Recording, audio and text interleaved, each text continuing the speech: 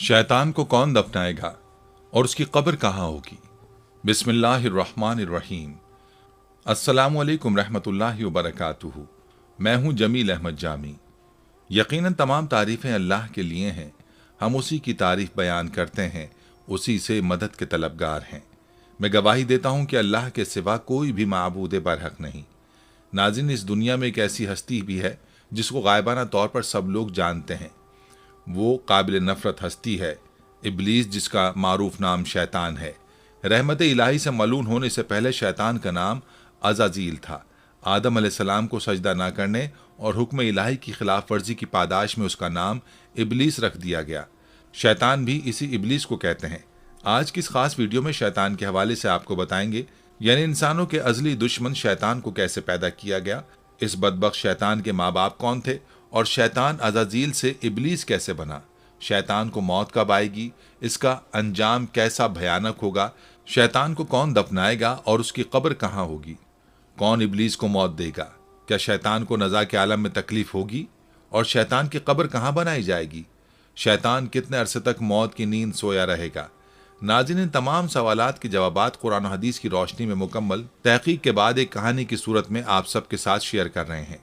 नाज़रीन, सबसे पहले ये जान लीजिए कि आसमानों पर शैतान का नाम अज़ाज़ील था। ये उस वक्त बहुत नेक बल्कि फरिश्तों का इमाम था। ये ताऊस मलाइका, बादशाह अफलाक, फरिश्तों का इमाम, मुक़र्रबीन सरदार, जन्नत के बैतुल माल का खाजिन और मुअल्लिम मलाइका था।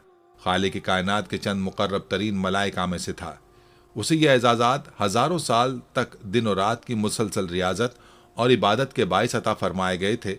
हर वक्त हर लम्हा ज़िक्र इलाही उसकी सिफत ख़ास थी। खुशनूदी रब उसका मकसद हयात था। पहले आसमान से हफ्ते अफलाक तक, जन्नतुल मावा से लौह महफूज तक बिला रोक टोक रसाई ने उसे दूसरों से बरतर कर दिया था। ये तख्लीक आदम से हज़ारों साल पहले की बात है कि एक दिन वो अदब व एहतराम के करीनों का ख्याल रखते हुए लौह महफूज पर पहुंचा। शुक्र एहसान से बोझल पलकों को उठाकर ऊपर देखा, जहां तहरीर था, आउज़ु बिल्लाहि मिनश शैतानिर रजीम, यानी पनाह मांगता हूँ अल्लाह की शैतान मरदूद से। ये पढ़कर उसके पूरे वजूद पर खौफ से सनसनाहट तारी हो गई। उसने डरते डरते अर्ज किया, ए अल्लाह, ये शैतान कौन है। बारगाह खुदाबंदी से निदा आई, ए अज़ाज़ील, ये निहायत आबिद, जाहिद, बरगजीदा और मेरे मुक़र्रबीन ख़ास में से है, लेकिन ये तकब्बुर में मुब्तला होकर मेरी हुक्मदूली करेगा। बस मैं उसे मलून और मरदूद करार देकर रांदा दरगाह कर दूंगा। रब्बे ज़ुल जलाल की इस बात से वो लरज़ उठा, उसकी ज़बान में लड़खड़ाहट आ गई। अटकते लफ्ज़ों के दरमियान फिर अर्ज़ किया, ए माबूद हक़, क्या मैं उससे वाकिफ़ हूँ। इरशाद हुआ, वक्त आने पर तू न सिर्फ उसे पहचान जाएगा बल्कि उसके अंजाम से भी वाकिफ़ हो जाएगा। अर्श मौला से आने वाले इस जवाब से उसका वजूद कांप उठा। बेख्तियार आंखों से आंसू जारी हो गए। उसने सोचा, आखिर वो कौन बदबख्त और बदनसीब होगा जो हमेशा के लिए निशान इबरत बना दिया जाएगा। बरसों तक ये ख्याल उसकी सोचों पर गालिब रहा। ताहम गुजरते वक्त के साथ बढ़ती जिम्मेदारियों और शदीद मसरूफियात ने उस वाक़े को उसकी यादों से महव कर दिया। फरिश्तों के उस्ताद की हैसियत से उसकी जिम्मेदारी दर्स व वास की भी थी, जिसका आसमानों में दूर दूर तक चर्चा था और मलाइका की बड़ी तादाद उसमें शरीक होकर मुस्तफ़ीद होती थी।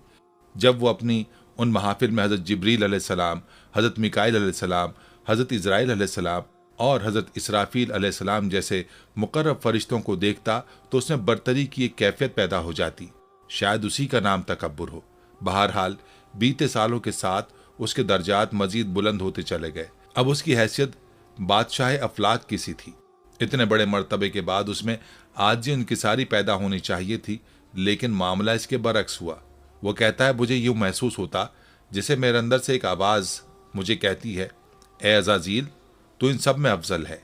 मुझे अच्छी तरह याद है, एक दो बार मुझे हज़रत जिब्रील अलैहिस्सलाम और हज़रत मिकाईल अलैहिस्सलाम ने समझाने की कोशिश भी की थी, लेकिन जब अक्ल पर गुरूर और तकब्बुर के बादल छा जाए, आंखों पर राउनियत का पर्दा पड़ जाए, कान वाज़ और नसीहत सुनने से कासिर हों, तो फिर तबाही और बर्बादी मुकद्दर बन जाती है। ज़िल्लत और रुसवाई का तौक हमेशा के लिए गले की जीनत बन जाता है। और फिर एक बदकिस्मत दिन यही सब कुछ मेरे साथ भी हुआ। रब्बे ज़ुल जलाल ने उसकी हज़ार सालों की इबादतें उसके मुंह पर दे मारी। वो जो ताऊस का मलाइका था, अब मलून और मरदूद बन चुका था। उसे हज़रत इंसान का खुला दुश्मन करार देकर लानतुल्लाह अला शयातीनिहिम के लक़ब से नवाजा गया। अब वो शर की तागुती क़ुव्वत में तब्दील होकर बदी और बुराई की सबसे बड़ी अलामत बन चुका था।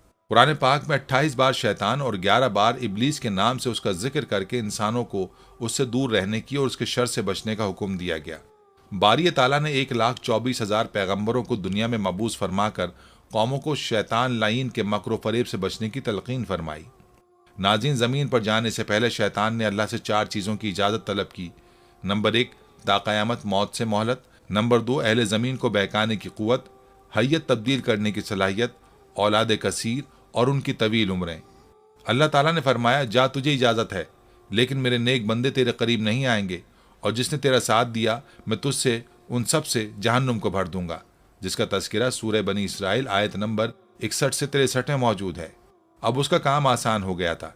खनखनाती सड़ी मिट्टी से पैदा किया गया यह हज़रत इंसान जो अशरफुल मखलूक है, मस्जूद मलाइका, एहसन तक़वीम और अपने औसाफ व कमालात पर नाजा है, लेकिन शैतान उस नफ्स के पुजारी इंसान के रगो पै से अच्छी तरह वाकिफ़ है।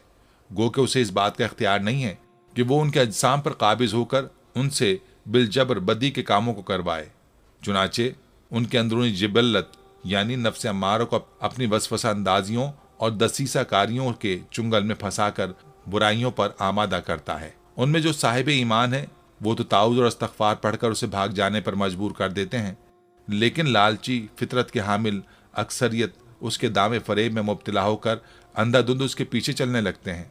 फिर ये खुद ही शिर्क को तालीम, कुफर फस्क को इबादत, नाफरमानी को हाजिर जवाबी, बदतमीज़ी को बहादुरी, मौसीकी को रूह की ग़िज़ा, रक़्स को जिस्म की शायरी, उरियानियत व फहाशी को जिद्दत पसंदी, मजहबी अक़दाम को फरसूदा, दीनी रवायात को क़दामत पसंदी करार देकर शर्म व हया की चादर को तार तार कर देते हैं।